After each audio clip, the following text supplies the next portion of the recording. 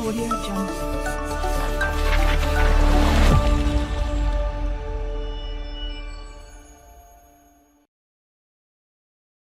Hai guys, jumpa lagi dengan saya. Pada video kali ini kita akan membahas updatean terbaru dari Custom Room Nusantara OS pada Poco F3.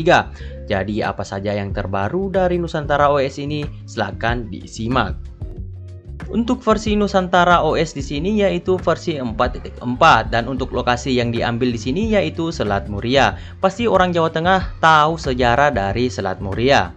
Untuk dev yang kelola Nusantara OS di Poco F3 ini yaitu ThunderKX dan untuk versi Androidnya di sini sudah menggunakan Android 12L, tapi entah mengapa di sini masih tertulis Android 12. Dan untuk update keamanan Androidnya sudah paling terbaru yaitu 5 April 2022 dan untuk versi kernelnya tentunya sudah menggunakan custom kernel dari NoKernel. Satu hal yang bikin saya suka dari Nusantara OS terbaru ini yaitu driver dari Adreno-nya. Yap, ini sudah diupdate ke versi 614 yang dimana tentunya ini akan meningkatkan kualitas bermain game.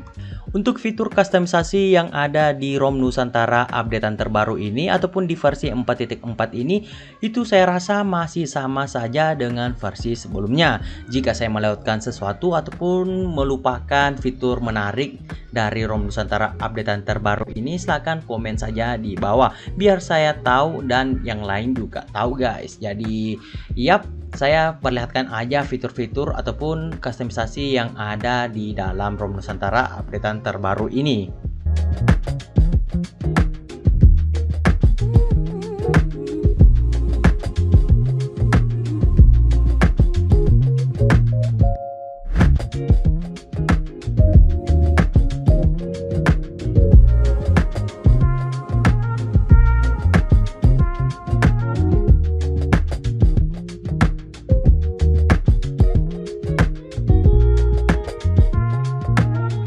Untuk fitur FPS info jangan khawatir, di ROM Nusantara OS terbaru ini tetap masih ada kok, yang dimana kegunaannya ini sangat membantu saat kita ingin memantau FPS saat bermain game. Jadi kalian gak usah menginstal Franco kernel hanya untuk FPS info. Dan thermal profile juga tetap hadir di ROM Nusantara OS terbaru ini, yang dimana kegunaannya di sini tentunya kalian bisa set satu-satu per aplikasi ingin mode gaming ataupun mode benchmark. Jadi terserah pilihan kalian. Selanjutnya penampakan dari game space itu seperti ini. Ada screenshot, ada screen recorder, lalu dalam pengaturannya ada mode standar, baterai, lalu performa. Nah, di sini ada notification disable, lalu ada info FPS, lalu navigation log, dan yang terakhir tetap terbangun. Nah, seperti inilah penampakan game space dari Nusantara OS terbaru cuy. Selanjutnya saya sudah mengetes menggunakan Antutu Benchmark versi 9.3.6 dan hasilnya seperti ini. Bagaimana? Mantap tidak? Selanjutnya ada Geekbench 5 dengan single core 921 dan untuk multicore-nya berada di angka 2764. Selanjutnya di sini ada CPU throttling dengan settingan default. Nah, di sini saya mengetes selama 15 menit dan hasilnya seperti ini. Yap, di sini ada terjadi 87% untuk CPU throttlednya. Selanjutnya ada GPU benchmark dengan skor 2.166.000. Lalu ada 3D Mark dengan pengujian Real Life Extreme Stress Test, hasilnya seperti ini. Nah, ini kalian bisa lihat untuk stability-nya berada di angka 99,3% cuy. Wow, mantap banget bukan? Lalu kita lanjut pengetesan Slingshot Extreme Unlimited OpenGL. Lalu dia mendapatkan skor seperti ini. Bahkan ini untuk skornya dia mengalahkan Realme X7 Pro, Mi 10T Pro 5G, lalu OnePlus 8T, yang dimana itu merupakan HP dengan SoC flagship juga cuy. Wow.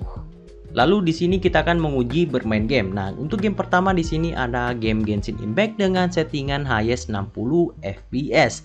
Nah, di sini saya akan bermain selama beberapa menit. Nanti hasilnya akan kita lihat.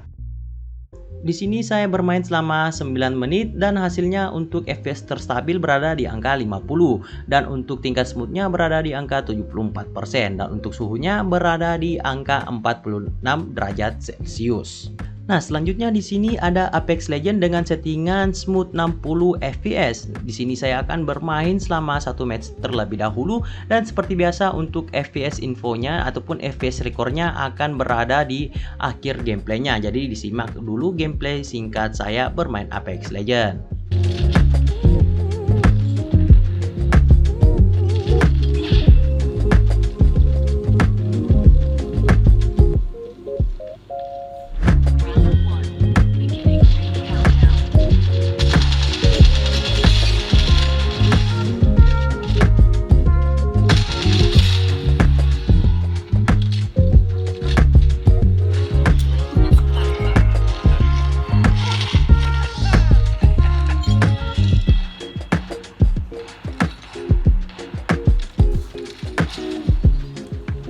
Setelah saya bermain selama satu match ataupun kurang lebih 17 menit. Nah, di sini untuk FPS terstabil berada di angka 61% dan untuk suhunya di sini berada di angka 45 derajat Celcius.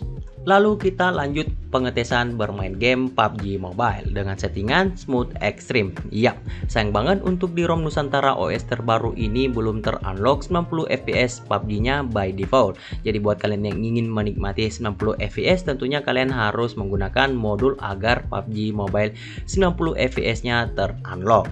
Lalu di sini saya akan bermain game dulu selama satu match, guys.